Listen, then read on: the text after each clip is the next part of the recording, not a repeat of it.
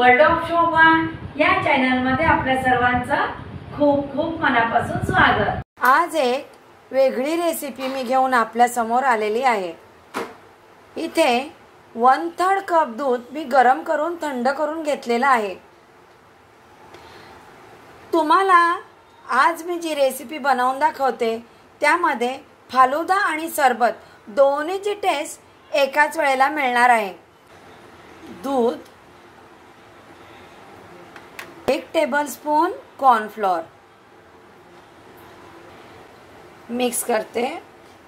उन्हाळ्याचे दिवस आहेत आणि आपण बाहेरून कोल्ड्रिंक आणून पितो, त्यापेक्षा असं हे सरबत घरच्या घरी बनवा। अर्धी वाटी पाणी घेतले। सब्जा त्यामध्ये मी भिजवते।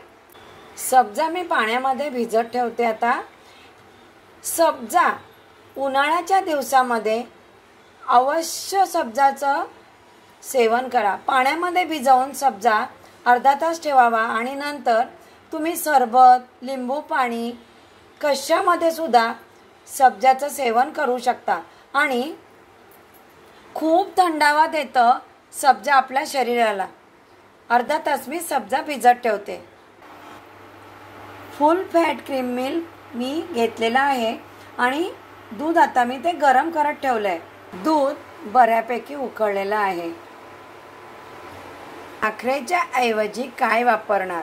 उन्हाळा आहे, मी इथे खडी साखर घेतलेली आहे 1/3 कप। आता गोडाचं प्रमाण कमी जास्त तुम्ही करू शकता। मी साखर वापरणार नाही आहे ह्या रेसिपीमध्ये। मी खडी साखर वापरते, थंडावा देते शरीराला आणि उन्हाळ्यामध्ये अवश्य खडी साखरेचा वापर करावा। आता ही खडी साखर मी मिक्सरला बारीक वाटून घेते आणि नंतर ती मी दुधामध्ये मिक्स करते। वाटलेली खडी साखर मी दुधामध्ये घालते।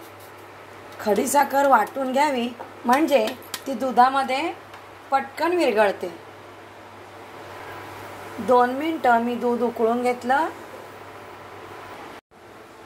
फालुदा सरबत बनवते की नाही? मी इथे 1/3 कप शेवई घेतलेली आहे। मी कॅमेऱ्याच्या अगदी जवळ दाखवते। या शेवया आहेत फालुदा सरबतसाठी, म्हणून मी या शेवया वापरते। भाजून घ्यायच्या नाहीत, कच्च्याच वापरायच्या आहेत।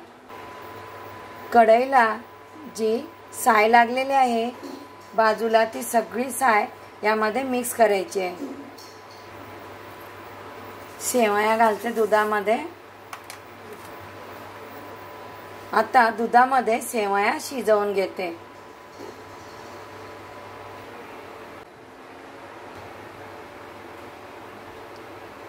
शेवया इतक्या शिजून घ्यायचे। आता या शेवया यामध्ये शिजून तयार आहे। कॉर्नफ्लोअरची स्लरी मी एकदम मिक्स करून घेते आणि थोडी थोडी करून दुधामध्ये ॲड करायची आहे आणि पटकन मिक्स करायचं। दूध ढवळून घ्यायचं नाही तर कॉर्नफ्लोअरच्या गुठळ्या होतील। उरलेलं कॉर्नफ्लोअरची स्लरी पटापट मिक्स करते। मी खडी साखर वापरलेली आहे। जर ही पद्धत आवडली कमेंट बॉक्समध्ये मला नक्की लिहून पाठवा। 2 मिनिटं उकळून घेतले कॉर्नफ्लोअर घालून दूध। हे फालुदा सरबतसाठी जे मी मिश्रण तयार केलं ते आता थंड करून घेते। हे असं व्हायला हवं। मी काचेचं बाउल घेतलंय। हे मिश्रण मी बाउलमध्ये ओतते। काजू बदामाचे काप ऑप्शनल आहे बरं, नाही वापरले तरी चालतील। फालुदा सरबतचं मिश्रण थंडगार झालेलं आहे। भिजवलेला सब्जा यामध्ये मी आता ॲड करते। मिक्स करते। रूह अफजा सिरप,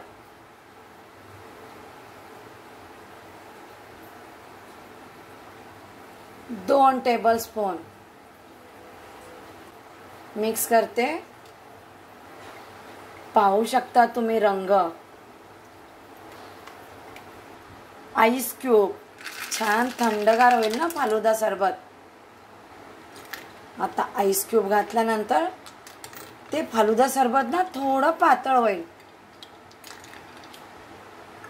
असं हे थंडगार फालुदा सरबत फायनली तयार झालेलं आहे. किती कमी वेळामध्ये तयार झालं हे सरबत फालुदाचं तुम्ही पाहू शकता.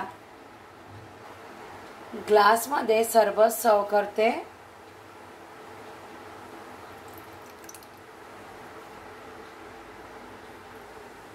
बदाम आणि काजूचे काप गार्निशिंगसाठी एक वेगळी रेसिपी आहे बरं. जर फालुदा सरबतची रेसिपी पाहायची असेल तर वर्ल्ड ऑफ शोभा चॅनल यूट्यूबवर जाऊन सर्च करा. रेसिपी आपल्याला पाहायला मिळेल. एका रेसिपीमध्ये फालुदा आणि सरबत दोन्हीची टेस्ट मिळणार आहे बरं. असं बनवलं हे सरबत.